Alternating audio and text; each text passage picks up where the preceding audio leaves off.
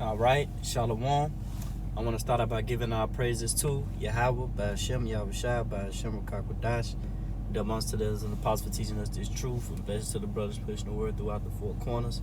All right, peace and blessings unto the elect. All right, I'm on break doing a smooth video, man, going into basically compelling distress, compelling distress, man. And we all know that compel means force and distress, because, man, distress goes into, which I got it in the etymology, late 13th century, circumstances that causes anxiety or hardship, right? Anxiety or hardship, affliction, narrowness, distress. It say to draw apart, to hinder, to draw tight, to press together, pain or suffering of the body or the mind. And the reason why I'm going into this lesson, because I was looking at a post that was posted on the news going into how a woman, she kind of beating herself up because she missed up on her third day on the job. All right. And we all had those moments, which we still have those moments where we, miss up and we fail, on our work duties. All right. We ain't talking about the truth. We talking about, at work, right? So when you go into that, they let you know that we are in captivity, man. We still slaves mentally. Because when you go back to the 1900s, 1800s, 1600s, you see if Jake even just miss up on picking cotton, or on miss up on anything that the so-called white man Esau Edom, on the task that was given unto Jake. If he just missed up on it, he was being beaten, all right? Okay? He was being beat, whipped, lashed, or even burnt, killed off of one mistake.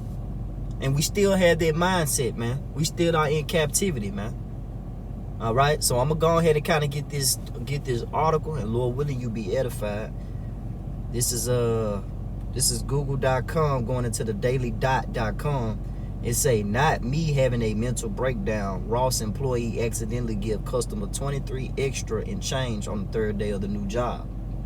It say a Ross dress for less employee went viral on TikTok after sharing how on her third day on the job she accidentally gave the customer 57 in change. It said the video features Melly as she films herself in the break room with her headphones on. She looks upset, seemingly fighting the tears as she eats a snack. The text overlay reads, "It's my third day at my new job and I've already gave a customer $57 when he only needed 34 while my manager chased him down the door. She told me to go take my break. I'ma go kill myself." She put KMS, the initials of kill myself. Melly gave a reason for this mistake in the caption, writing, "I was under pressure." You know what I'm saying? And that's how we feel every day, man. Here it is, we suffer every single day, but guess what? That's part of the curses. To prove that, let's get Deuteronomy, the 28th chapter, man. Let's get this, man. This is proof. The reason why we go to Deuteronomy, the 28th chapter, because this is proof, man, on who we are.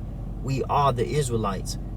Okay? You didn't see this Melly, she's not a Edomite, man. She a Jake. You know what I'm saying? And she going through it just as well as we all going through it, man. Let me go ahead and get let me get Deuteronomy.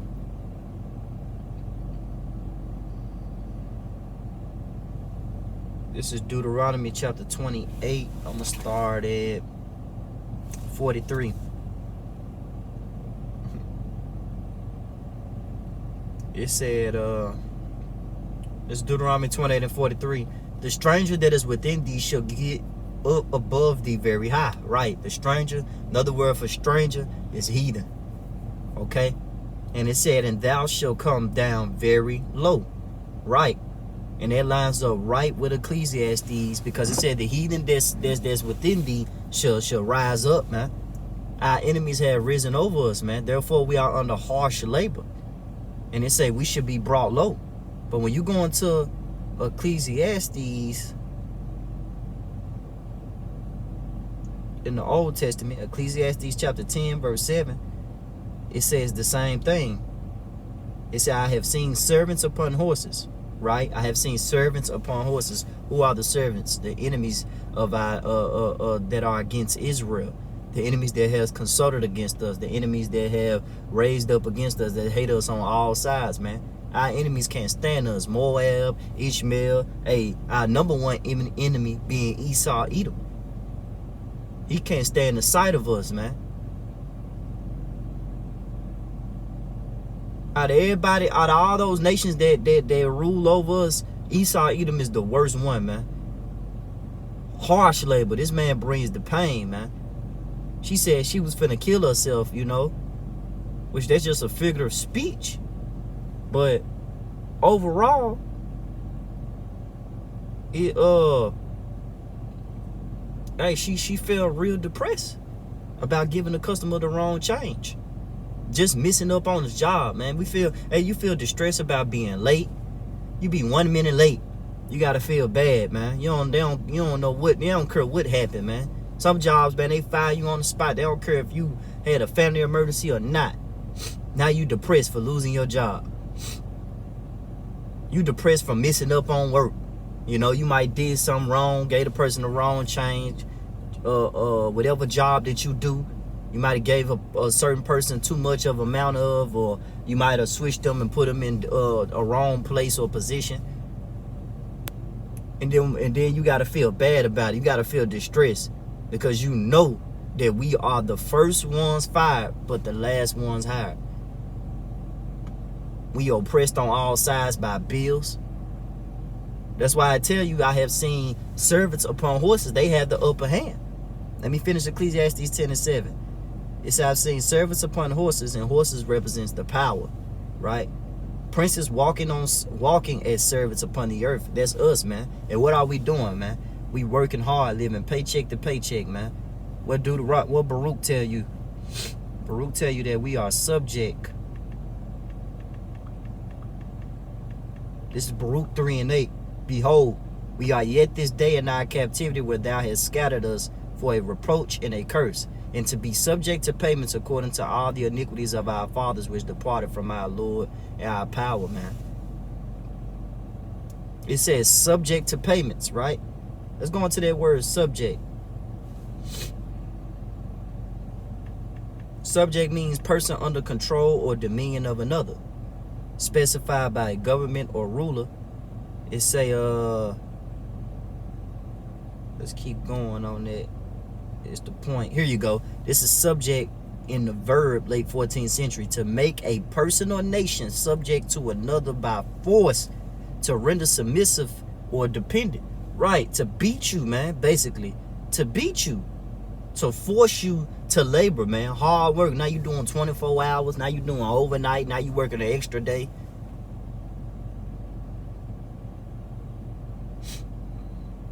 Now you working 3 overnight days. You know, it's just too much, man. We really kings, man. We princes. But we got to live the rest of our, but we should die like men, man. We are gods, but we should die like men because we disobeyed the order of Yahweh Shem Malvashah. That's what happens when you don't follow the law, statutes, and commandments. That's why the Lord tell you, my yoke is easy, follow me. But yet, we got the yoke of iron around us, man. Meaning harsh labor, right? Let's go back to Deuteronomy 28. Still some milk on there. Deuteronomy 28 and 43. It said, the stranger that is within thee shall get thee above thee very high, and thou shalt come down very low. Right.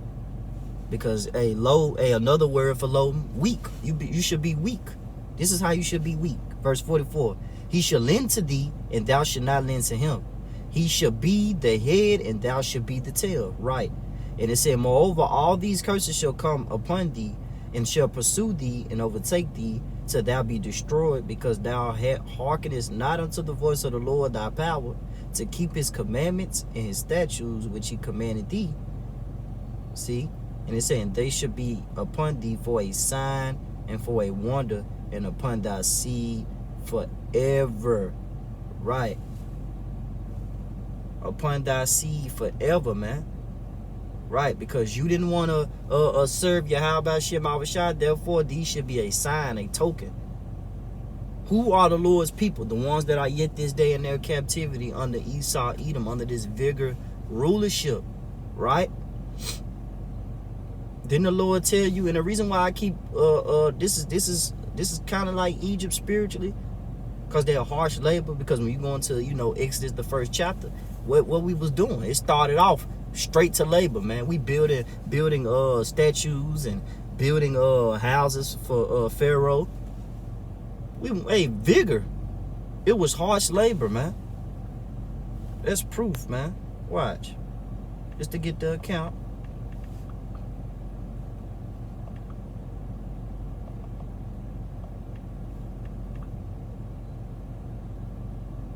Just to get the account.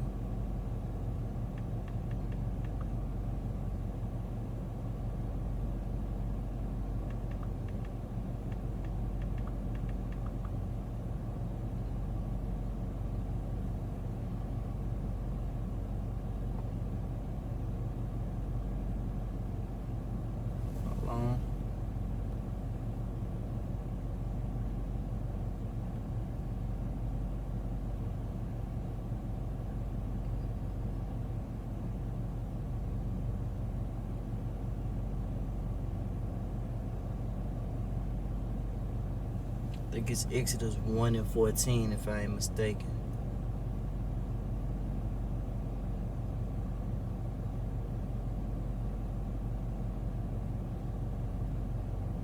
This Exodus chapter 1, verse 14. Right. Okay, Salaki. It ain't vigor. It's rigor. All right. This is Exodus chapter 1, verse 11. This is the account, man. Right? I'm going to read the account, and I'm going to get a scripture to back up how that account matches to today, but it's in a spiritual sense. Right? Exodus 1 and 11. Therefore, they did set over them taskmasters to afflict them with their burdens. Right? We was under the rulership of the Hamites. Right? And they built for Pharaoh treasure cities. Right? Pithom, Ramses. But the more they afflicted them, the more they multiplied and grew, and they were more grieved because of the children of Israel. Right. And what's Jake known for? Jake known for, known for having kids, man. Multiple kids at that. That was the blessing. Be fruitful and multiply. Here it is, we in our captivity, but guess what, man? We keep having kids and seeds, right? That's the blessing. They let you know who are the Israelites. And the Egyptians made the children of Israel to serve with rigor, and they made their lives bitter with hard bondage. Because America means bitter, right? And when you go into Egypt, Egypt means bondage. So we are in a bitter bondage captivity, man. With hard bondage in mortar and in brick and in all manner of service in the field. And we doing all manner of service, man. Brothers, security guards, hotels, whatever, cooks, chefs, whatever you work at, barber, whatever you are, man, you your labor is still harsh, man. Esau is still behind your labor of work, man. He's the reason you gotta go so hard, man. Ultimately, it's us because we fell off, but hey, he gonna pay for that, man. That yoke of iron is not gonna be on our necks any longer, brethren and sisters. They believe in Yahweh Shem Avashai wholeheartedly. And they say all their services wherein they made them serve was with rigor. All right, let's look up that word rigor, because I said vigor, but it's called rigor. So it's like rigor. Rigor goes back to something hard to endure, excessive sternness, quality of being valid and rigorous, harshness, hardness, right? Stiff neck, hardship. Because of our stiff neck, hey, we got put in a stiff neck. We got put in stiff neck hands, man, under this devil, man. And he don't let up on us, man. That's why we work constantly, right? That's why we work on a constant basis. What Haggai 1 and 6, man. What it say? Nah, not Haggai 1 and 6. I'm gonna get this one.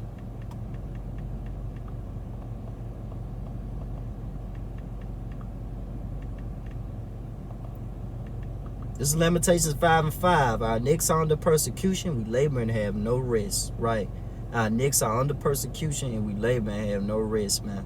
That sign of depression, that distress. Always, it's one thing about Esau, his job is to break you mentally and spiritually. He wants the whole thing. Inside out, man. Esau don't play, man. He vicious, man. He like a roaring lion seeking who he may devour. But what's going to strengthen us? These precepts, these words, right? These things are going to strengthen us in the last days, man.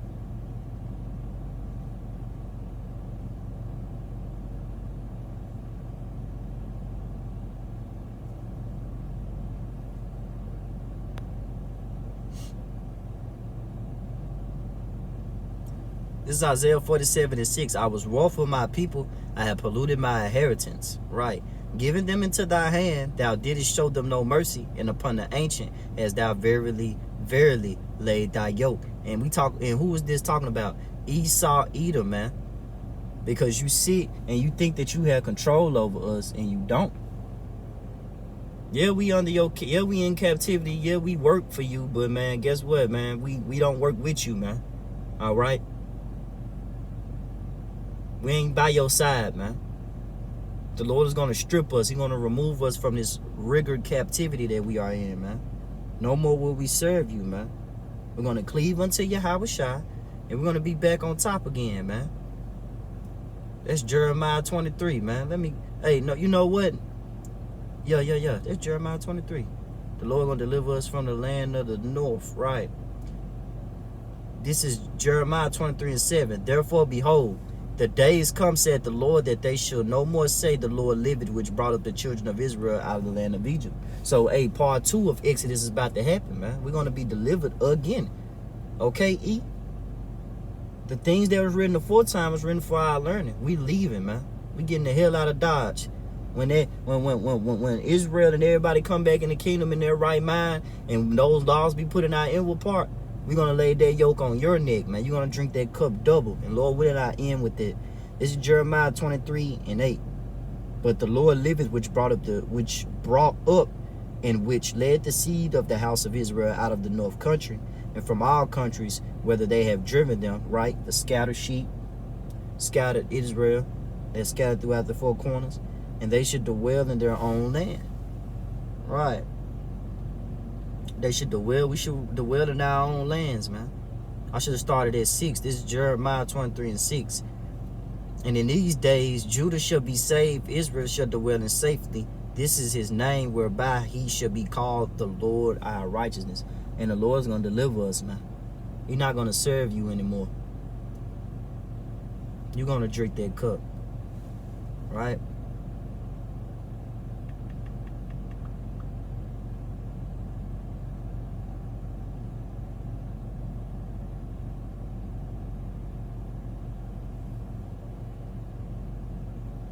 Oh, it's Jeremiah 49:12. The Wadi Yabba Shemawashai.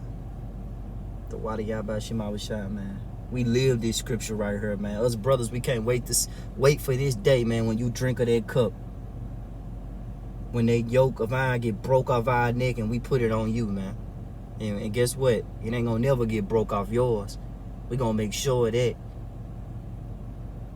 it's gonna be the Spirit of the Lord. It's gonna be a sign and a wonder on you. Now it's your turn to be an astonishment and an embarrassment unto the nation. Esau, Edom. This is Jeremiah 49:10. But I have made Esau bare, I have uncovered his secret places. He should not be able to hide himself, and his seed is spoiled, his brethren and his neighbors, and he is not. It said, leave thy fatherless children, I will preserve them alive, and let thy widow trust in me. For thus said the Lord, behold, they whose judgment was not to drink of the cup have assuredly drunken, and art thou he that shall altogether go unpunished? Thou shalt not go unpunished, but thou shalt surely drink of it. For I have sworn by myself, said the Lord, that Bozrah, Esau, Edom, right, shall become a desolation, a reproach, a waste, a curse, and all the cities thereof shall be perpetual wastes. Whew. Jumping down to 17. Jeremiah 49:17. Also, Edom shall be a desolation. Everyone that goeth by shall be astonished, right? You're going to be an embarrassment, boy. And shall hiss at the plagues thereof. And as in the overthrow of Sodom and Gomorrah, the neighboring cities thereof, said the Lord, no man shall abide there, neither shall the Son of Man dwell in it. Right. So because you put your hands on the children of Israel, harsh judgment is coming unto you, and it's going to end with those missiles, man. All right, and you're going to be in chains, man. You're going to have the worst, by far the worst captivity ever written in history. It's going to top our captivity, and we ain't going to do no butt breaking on you, man. We don't move like that. We going to beat you bloody, boy. You know, that's all that I have, man. Hey, shalom.